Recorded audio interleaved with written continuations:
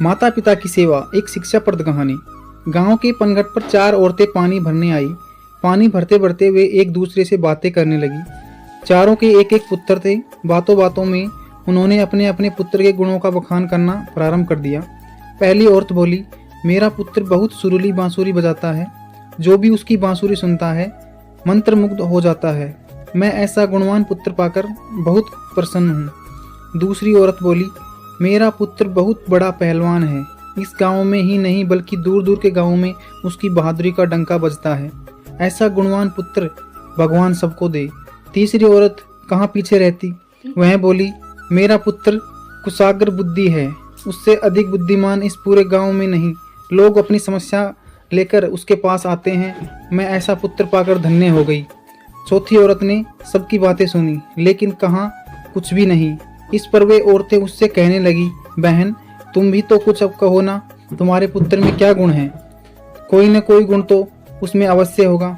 वह औरत बोली, क्या कहूँ बहनों, मेरे पुत्र में तुम्हारे पुत्रों की तरह कोई गुण नहीं है। उसकी बात सुनकर तीनों औरतों ने गर्व से अपना सिर उठा लिया। कुछ देर में सबने पानी भर लिया और वापस जाने के लिए अपना अपना घड़ा उठाने लगी। उसी समय पहली औरत का पुत्र हाथ में बांसुरी लिए वहां से गुजरा।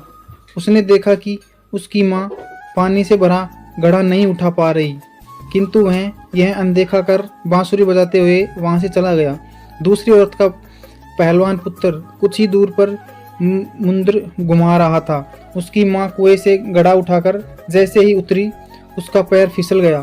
किसी प्रकार वह संभल गई, किंतु पहलवान पुत्र अपनी माँ को नजर उठाकर देखने के बाद भी उसके पास नहीं आया और अपनी कसरत में लगा रहा।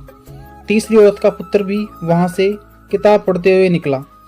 उसकी माँ ने उससे कहा, पुत्र मैं दोनों हाथों से घड़ा पकड़े हुए हूँ, ये रस्सी जरा मेरे कंधे पर डाल दे। लेकिन वह अपनी माँ की बात अनसुनी कर वहाँ से चला गया। चौथी औरत का पुत्र वहाँ आया। अपनी माँ के सिर पर घड़ा देख वह उसके पास आ गया और उसके सिर से घड़ा उतारकर अपने सिर पर रखकर चलने लगा। कुएं के पास बैठी एक बुढ़िया यह सब देख और सुन रही थी। वह बोल पड़ी, मुझे तो यह बस एक ही गुणवान पुत्र नजर आ रहा है, वही जो अपने सिर पर घड़ा लिए जा रहा है। माता पिता की सेवा करने वाले पुत्र से गुणवान पुत्र भला कौन हो सकता है? सीख यह मिलती है दोस्तों, गुणवान वही है जो अपने माता पिता की सेवा करे और साथ ही सबकी सहायता के लिए तत्पर खड़ा रहे। आपको यह कहानी कैसी लगी कमेंट करके बताएं और हमारे चैनल पर नए हो तो हमारे चैनल को सब्सक्राइब करें। धन्यवाद।